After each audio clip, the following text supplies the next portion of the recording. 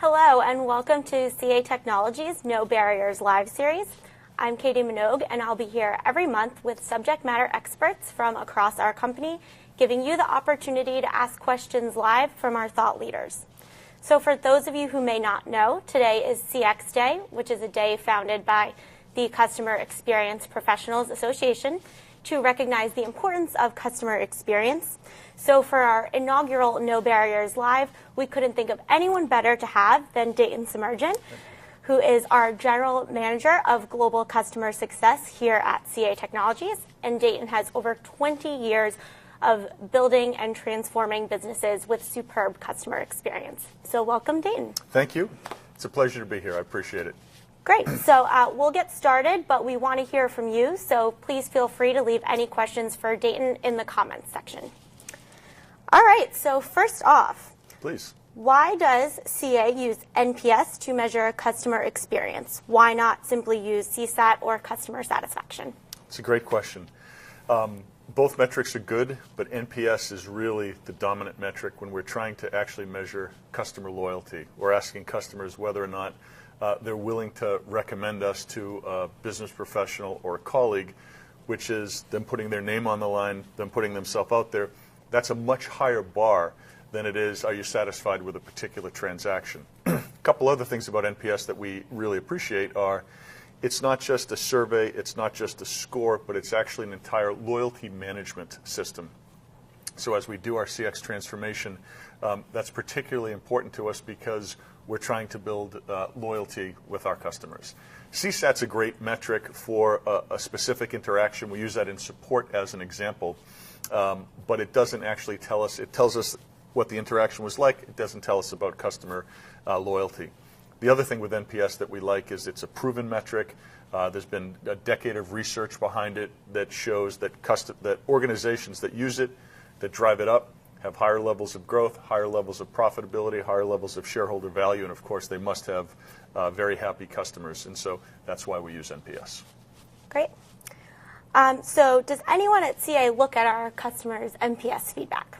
Does anybody at CA look at our customers' feedback? That's such a funny question because everybody in CA looks at our customers' feedback. So we do our surveys, we do our relationship surveys, we do some touch point surveys, we do product-specific surveys. We have a great analytic team, we have a great analytical platform, and we roll that information up. And everybody from Mike Gregoire sees the scores, sees the information. He reports out to the entire company how we're doing on NPS on a quarterly basis. All of the executive team sees the relationship survey.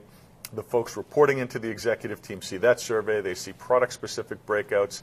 They see functional breakouts. They see geographic breakouts. And they don't just see numbers, but they actually see the verbatims, what the customers had to say, the good from promoters, the in the middle from the passives, and the not so good from detractors. So nothing's hidden from anybody. And then lastly, everybody, all 11,000 employees inside of CA actually see the verbatims from our customers because we put them up on one CA internally. We take out the customer name personally, but we put that information up, detractors, passives, and promoters as well, so everybody inside of CA can see everything that our customers have to say about us. Right, and I know as a CA employee, it's been great to easily have access to some of that feedback and be able to understand some of the challenges and positive highlights that our customers are experiencing through working with us. So that's great. I'm glad you're reading it. That's proof that everyone's reading it and everybody has access. Fantastic. Great. So on to our next question. There is a section in the NPS survey for comments for executives. Do the people in charge of our company really see those? So Mike and the executive team see all of it. So I think what you're referring to, let me clarify. We ask a very specific question in the survey, which is there anything you'd like to say to the executive team? Because I think sometimes customers think nobody reads this, it'll never make it up to the CEO, never make it up to the executives.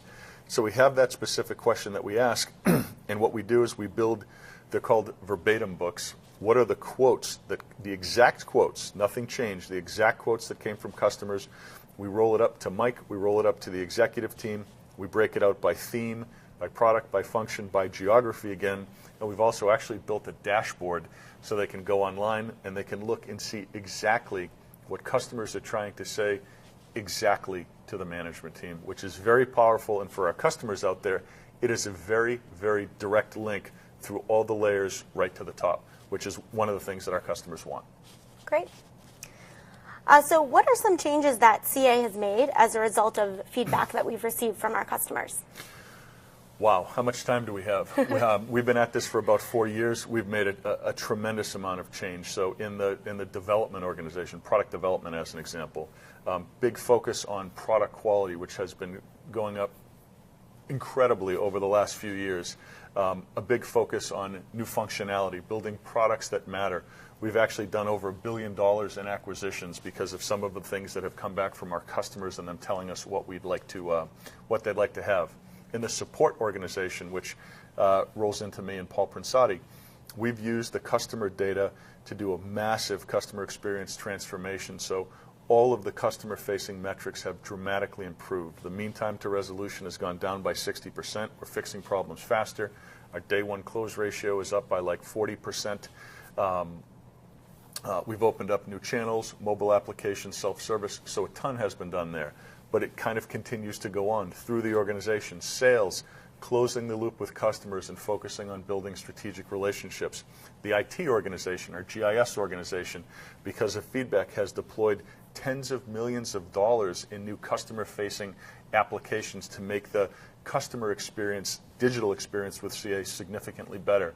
Our legal organization, Michael and the team have jumped in and simplified our contracts rather dramatically. The HR organization has jumped in with CX training, incorporating into leadership and management training, as well as employee goals across the company. So we have done a lot, and because of all of that, our customers, those NPS scores are going up.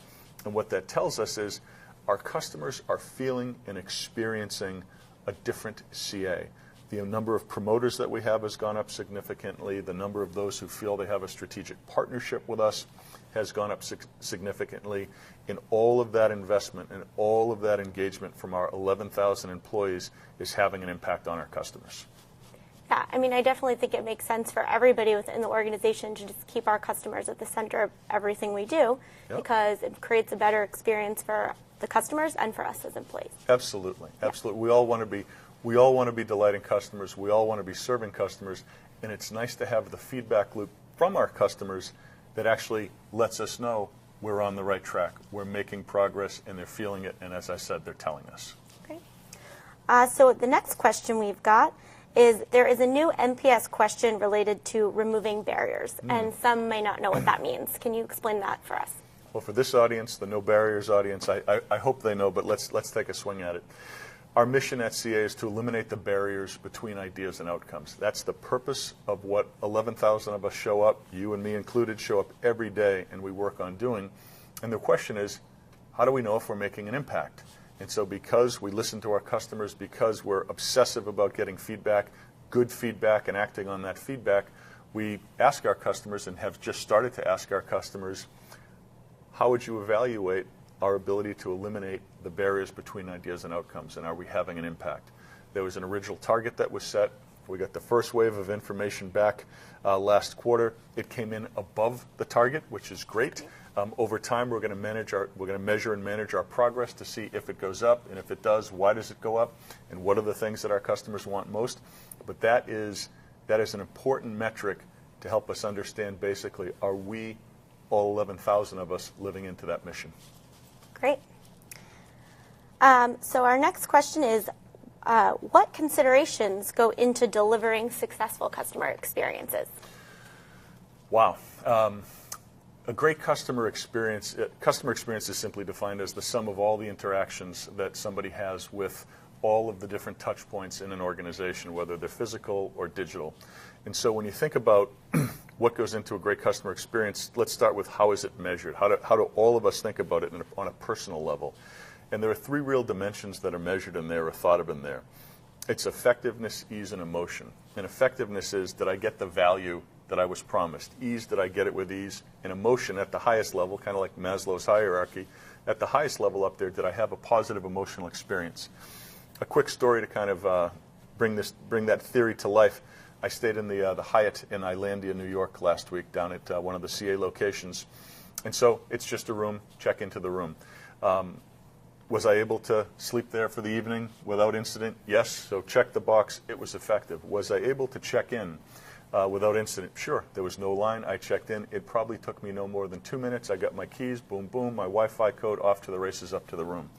How can you make it a positive emotional experience?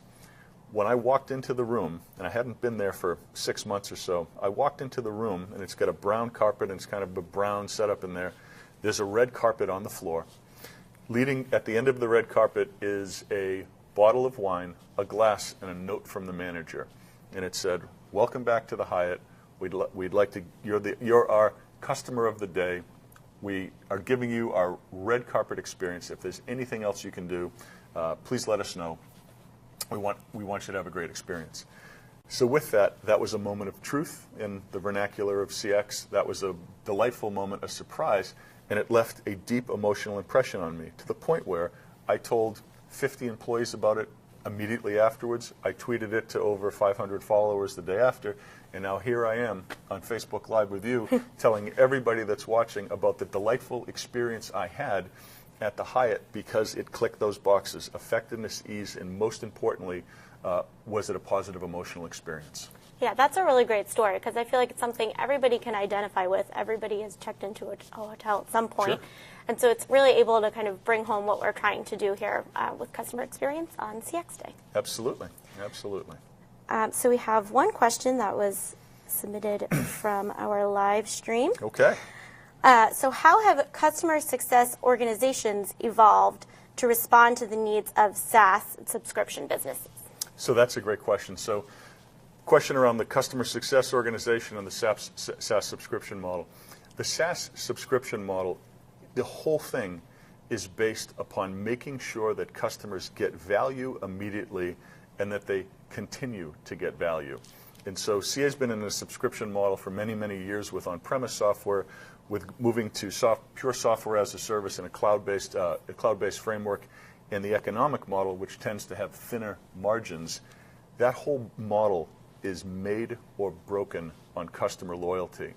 And if CX, customer experience, is the idea around the design, then the customer success organization is the organization that takes that theory and design and puts it into action and makes sure that the customers get the outcomes that they were promised. And if they do that, it is proven that they will be happier, they'll expand their relationship with us, and they'll have high levels of loyalty, and we'll have high levels of growth. So you can think of the customer success organization as the critical instrument, the outcome delivery manager, to make sure that the customers get the outcomes that they were promised, which is in fact the same thing as living into our mission. Definitely. We have one more from our comments. Okay. So how do you see the relationship between CX and UX evolving? I think they're deeply intertwined. I think UX takes a look typically within the product framework of what's the user interaction experience within a product, and CX takes a complete end-to-end look at the customer going through the buyer journey, all the way through the user journey, all the way through the renewal journey. So UX and CX are great family members. I think of CX as the umbrella under which UX sits, and because we are in fact a software company, a great customer experience or element of customer experience requires that we have great, modern, integrated, common UX interfaces. Definitely. Okay, so what work has CA done to understand their customers' experience? We've done a tremendous amount of work. So in addition to about the 15 or 20 thousand NPS responses that we have in the deep analysis that we've done in there, we've done a number of other things. I've alluded to this idea of the buyer journey and the user journey, so we've been able to map the customer journey. We've instrumented key points in that customer journey with some of those other surveys that give us more information. We've done things like customer immersions, so we go speak to our customers in depth for hours. We watch how they use the products, understand deeply how they think about our customer relationship. We have a customer advisory board. We actually 3 weeks ago in Manhattan had 10 customers in for a day, talking nothing about what their experience is like, nothing more than what their experience is like, and specifically what they would like CA to do. So we have a number of different touch points that we use in a number of different tools like journey mapping and NPS surveys and text analytics that we use to build this comprehensive map, this comprehensive picture of the customer so we can envision what they're trying to accomplish and make sure that we proactively manage them along that customer path to make it a delightful, emotional experience. Great. I know your team has been doing a ton of work on this, so I think it's awesome. Well, to be fair, 11,000 employees have been doing a ton of work on this. We have the privilege of getting to lead some of it. But when you think about an enterprise-wide transformation, it really takes all 11,000 employees, and I think that's what's special here at CA. All 11,000 employees are all in making this happen day in and day out.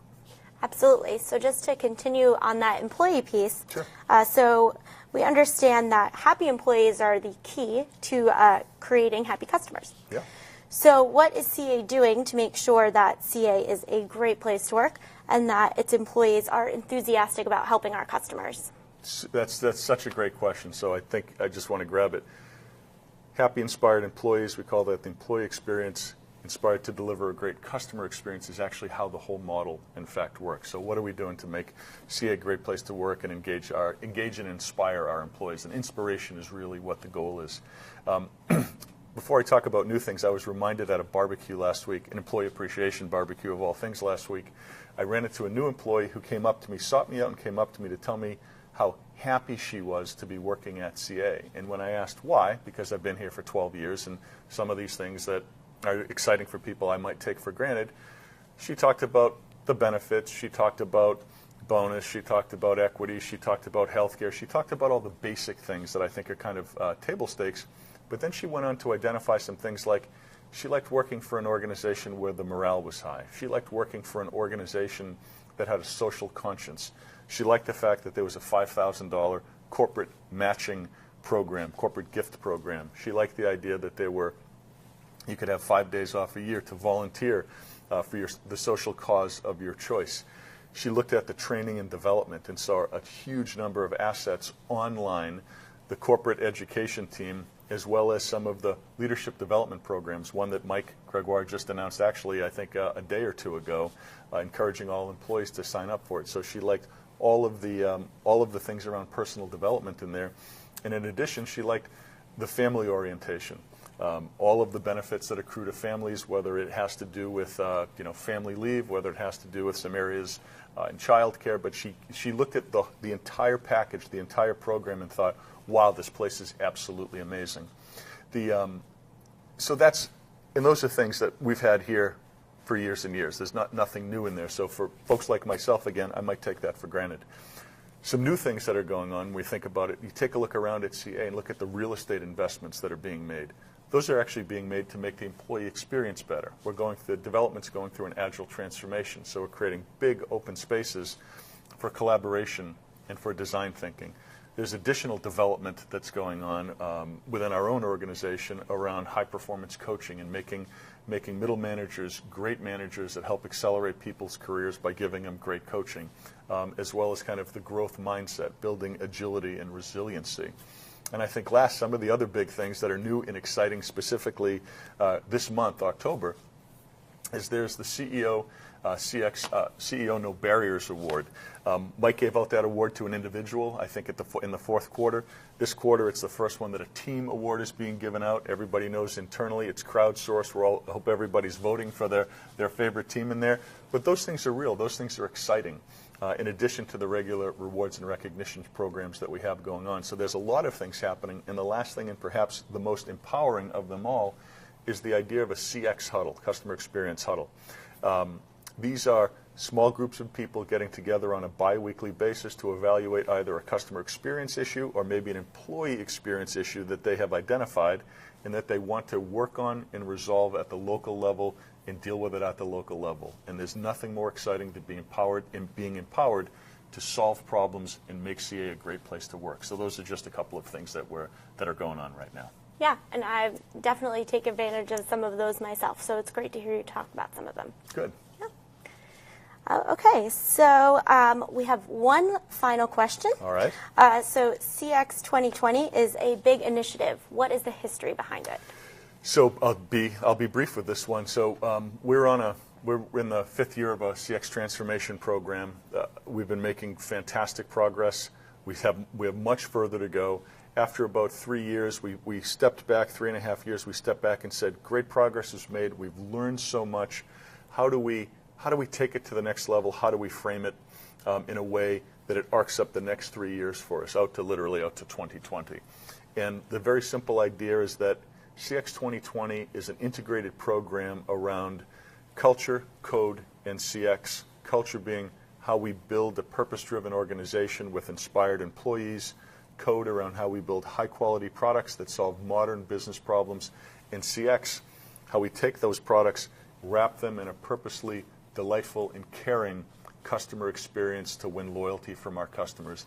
And there's very detailed plans underneath that every function is executing on right now to bring the CX 2020 strategy and vision to life. And if people want to learn more about it, we have a site up internally within the intranet that they can. There's a lot more in there about CX 2020. Great.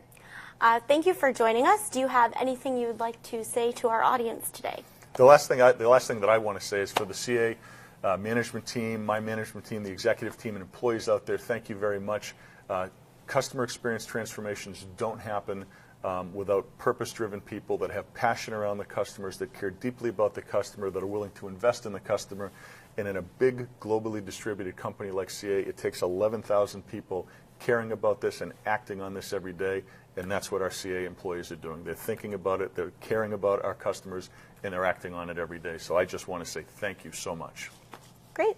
All right. So thank you all for joining us today for our first No Barriers live series.